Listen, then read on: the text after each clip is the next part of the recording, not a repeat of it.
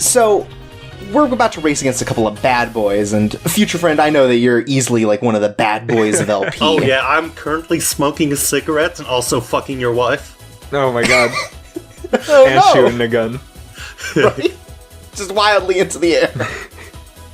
Hey, listen, I'm such a bad boy. I don't care about breaking my friend's trust. And that's messed why... up. Yeah, and that's why you chirps will have to duel me so I can have a change of hearts. Oh no. Oh my god. So, we're at the start of the Wheelie Breakers Championship proper, which means no more of this VR stuff. We're on a real motorcycle doing real races with real people. PlayStation 6, baby. Oh, you didn't get me into VR episodes? I love the HTC 5. Also, I'm a millionaire.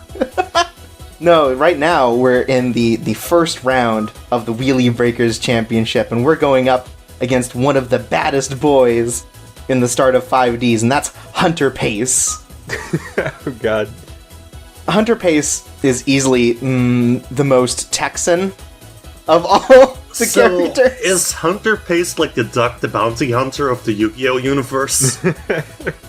You'd think, but no, he's just kind of... Well, I guess he's similar in that he just doesn't do any of the bounty hunting part, but he is like a nuisance. Also, he's racist, just like Duck the Bounty Hunter. Well, yeah, I mean, look, can't get too far away. So here he is. Oh my god. Wow. He loves skulls and flames, and that's why he uses a burning skull deck. This sounds like my kind of dudes. Yeah, I just love how much you get like this sort of like southern badass sort of thing from like the bird skulls and everything he just has shoved onto his helmet and shit. You'd think if he was southern, it would be like a cow skull, though. Hell yeah. Yeah, you'd think. But so, like, Hunter Pace's whole thing is that he used to be the champion until Jack Atlas came along and, like, kicked the shit out of him in a Because he duel. couldn't keep pace. Right. And so... Holy shit! Who is this guy? Oh, this is Lazar. He's the right-hand man of Rex Goodwin, who's... I don't know. He's I guess the Pegasus. Is he a genie? But since we're facing off against him and, you know, Jack Atlas is sort of his main rival, I've made a Jack Atlas deck full Nice. of just all the cards he does, and I'm gonna kick his ass once again. Hunter Pace, actually, as a character, once he got beat, he's like, oh, I lost all my sponsorships, so I decided to exact my revenge. So to get into a different tournament, he, like, assaults a man and, like, takes his identity just so he can get into the tournament. My dude, I you love have, Face like, Off. 9 monsters in your deck. Your card draw is gonna be terrible. Look, I only have 15 cards in. It's gonna be fine. Keep up with the meta, man. Yeah, jeez. But yeah, so... I don't know why he does that, too, because he reveals it before he meets Jack, so he's gonna get arrested before he even gets to face off against his rival. Anyways, we're back in the city area. We did this with Leo, but this time it's reversed because we ran out of fields to race on. Oh my god. That's not true. There are a couple other ones that we have to get to, but they use reverse ones a lot within this game. I mean, this game seems like it was made on a budget of, like, 10 grand. Yeah. But it's not... It is a very, you know... it seems like a very cheap game. Oh, sweet, another wheelie. Ah, cool. So, okay. So here's the thing about me, Chirps. I'm a little bit of a Yu-Gi-Oh head, but I don't know much about, like, the Yu-Gi-Oh series beyond the original, because I haven't watched them with you yet. We're actually doing a marathon, and we're basically gonna do it until the day one of us dies. Right. And That's how long it'll take, so... So here's my thing, though. Here's my issue with all these new series. I feel the original Yu-Gi-Oh was taken before its time. Because, you know why?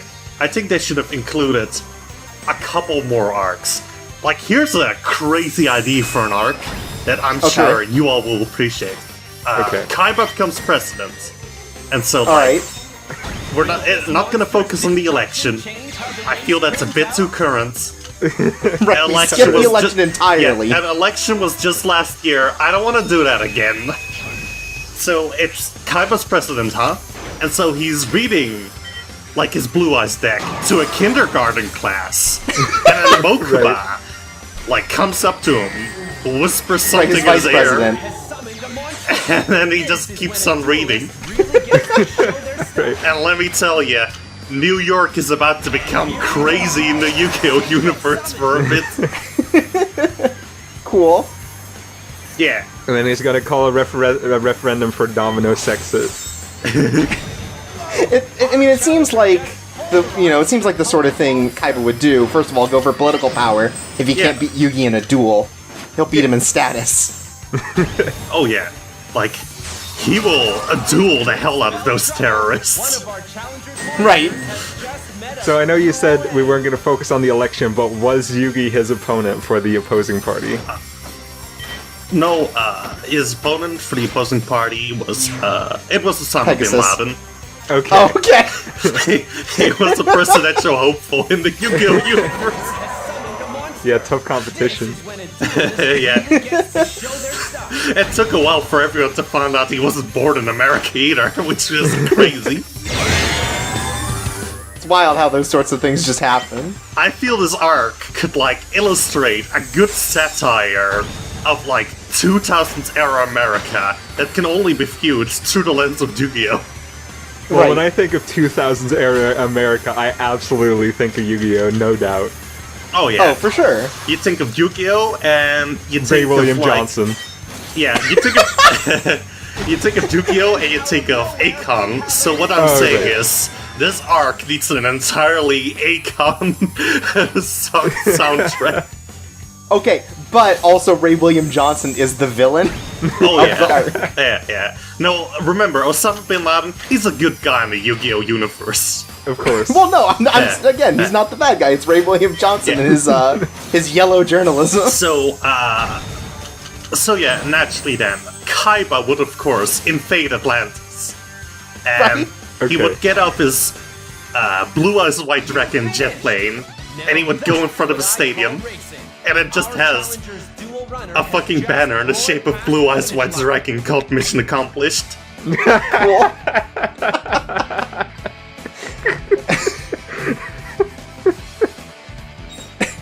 Awesome.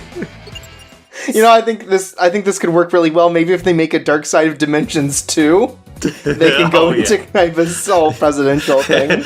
And they could really, like, push the satire from, like, 10 years ago. Right, look, it is of the times, and they have to keep it of the times. Yeah. Osama bin Laden releases a new structure deck called What Happened. Because they brought back the Yu-Gi-Oh! For Dark Side of Dimensions, and they still all have flip phones, and they don't know anything about the internet. Oh my god. Bush is still president, so I mean, it's, they're keeping it of the times. It's important to do that. Okay, so the other arc I have in mind, so it's a flashback, goes to Kaiba's dad, and he eats some sushi, and he pukes over a Japanese diplomat.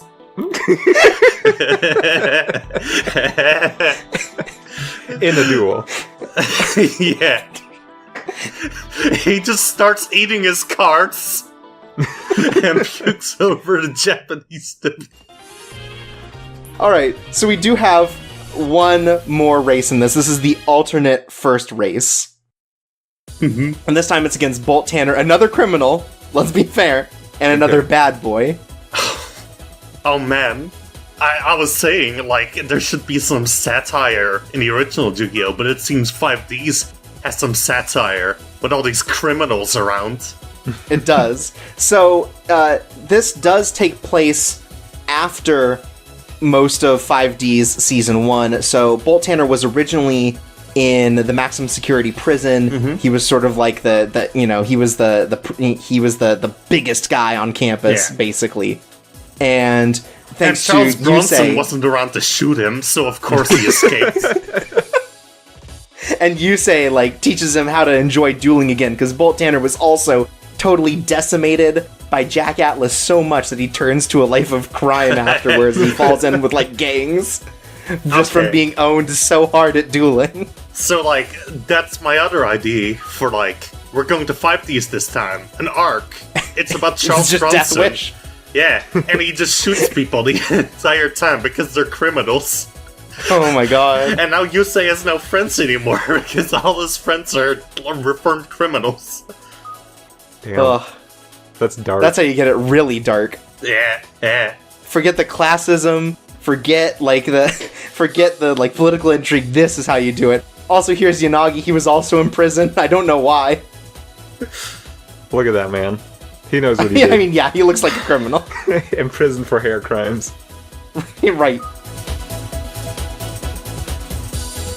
This guy probably stole someone's gold. He probably stole, like, some fucking, like, 1800s Western gold miner's gold. Look at this. Yeah, look man. at his teeth. Like, he's flaunting it, too. Like, I took that gold. You can't put me away. He has been in that max security prison for over, like, 200 years. I think he actually has a line where he's like, I go to prison because it gives me free meals and a place to sleep. And Oh my god. Oh, wow. Oh, man. Realest dude in this whole game. For sure. I think this guy has said the exact same thing last duel. Yeah, well, look, we can't change the text too much between these duels. Anyways, we're not changing our deck. We're still going to wallop him as Jack Atlas. And one thing I didn't quite get the chance to talk about, we've talked about the other two decks before, we used them in the last race, but with Jack Atlas's deck, this particular variant is all about sort of like mass summoning his signature monster as fast as possible. He has cards that just like, you get to skip all of the like counter mechanics and just automatically summon his monster. Cool. Sweet.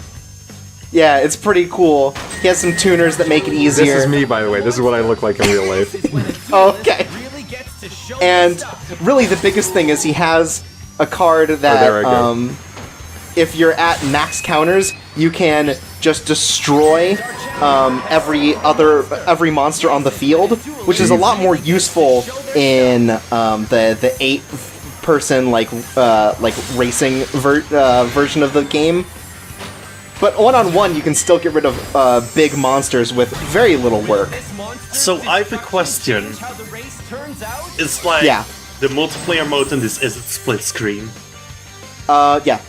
That might be the worst thing on earth for this. Just for how much HUD there is? Yeah. Yeah. How else would you do it? Top down, like in Kirby's Air Ride? Yeah, I don't think you could split it across. I think you'd have to do split screen across horizontally. No, have it be turn-based hot seating. Oh, hell yeah. Have it just be cut across the middle, like diagonally. Yeah. Yeah, Bolt Danner here has a bunch of awful spider-ass goblin monsters. Not again. Our challenger just... And really, he's just all about sort of like big attacks and big moves. He's very much like the beatdown character. So does like 5D still keep up with like that gimmick thing of like everybody has one team? Yeah, but by this time the archetypes get more interesting. There are a lot fewer sort of like just hard beatdown decks, and a lot of them have strategies closer to like decking out or specifically going into like wacky effects. So it's not like, oh, this is my big motorcycle, and I tribute it to get a bigger motorcycle with a gun. Well, let's be fair, that is exactly what Bolt Danner does. He has Ushioni, and then he has Greater Ushioni, Oh, cool. which is just a bigger version of it. Cool. But otherwise, a lot of them are a lot more unique deck-wise, because it's a less of a focus on just sort of like summoning bigger and bigger monsters, and the actual synchro summoning stuff takes a much bigger role, so you take a bunch of weaker monsters and sort of combine them in a way not unlike Fusion, but a little more versatile. It's like a Transformers, but you slap the motorcycles together. Right. And also you crash into the walls constantly. Well, look. And the again, sidewalk, somehow. I mean, look, I've got a lot of problems. Look, I knew I was going against bad boys. I'm a little nervous going Yeah. into these races. And also, honestly, I played Magic the Gathering while driving. I went to jail for 2 years. And plus, how would I do more wheelies if I didn't constantly run into shit? That's true. Chorbs, did you ever end up buying the Burger King games? No? Oh, okay. Because if you had, I would ask if the Kart Racer one is a worse or a better game than this. Oh my god, I should find out. Which corporate fucking tie-in game is worse? Eminem's kart racing. Okay, you're right. Yeah. You're probably right. Actually, no, it's better because it just has the MMMs just... Like, it's completely quiet, except every 10 seconds the MMLs just yell out, like, approaching sound barrier! Look, a nut! Move Oh, over, boy. sister! And it's great because you can go 5 miles per hour tops in that game. Yeah. It's cool. Anyways, we've shocked the gold teeth out of this man. No, it's Finally, still there. he'll have to pay for his crimes. Oh, you're right. Damn it. No. Well, at least he's embarrassed about it now. I'm glad we finally met another duelist who has a hype man like we do. Like, we have Rally here to be like, you're the greatest! And Bolt has Yanagi here, is just like, oh, Bolt Tanner's the greatest! That's like his old person voice. Well, everybody deserves someone to talk some confidence into them. That's right, we're already at the semifinals, buddies. Oh, God. That's right, so only short. 2 more races. Yeah, well, you know. Again, it was supposed to be a lead up, presumably to something bigger. It's not. FutureFriend's computer crashed. Oh my god!